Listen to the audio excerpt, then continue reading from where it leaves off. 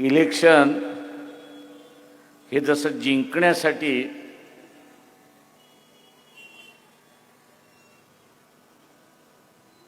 उपयोग केला जातो, वापर केला जातो आणि त्यामार्फत लोकशाही ही अधिक रूढ होते अशी असणारी परिस्थिती आहे.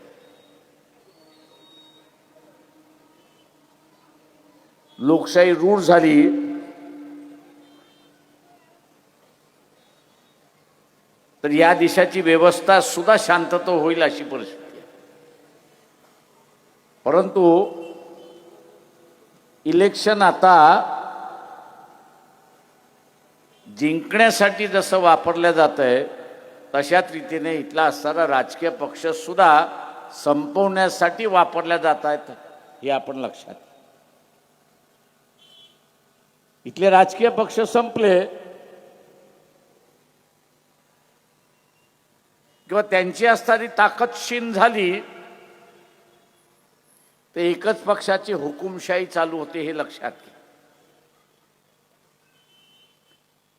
मग एकाच पक्षाची हुकुमशाही त्या ठिकाणी चालू होते आणि मग तो हुकुमशाह पाहिजे ते करायला लागतो अशी असणारी परिस्थिती. सगळ्यात मोठा धोका जो आहे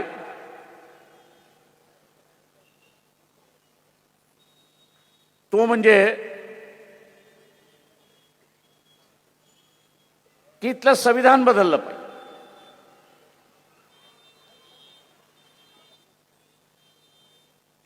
आता हे संविधान बदलायचं असेल तर राजकीय पक्ष संपले तर विरोध करणारी ताकद संपली आणि विरोध करणारी ताकद संपली तर मग आपल्याला पाहिजे ते करता येतं अशी असणारी परिस्थिती.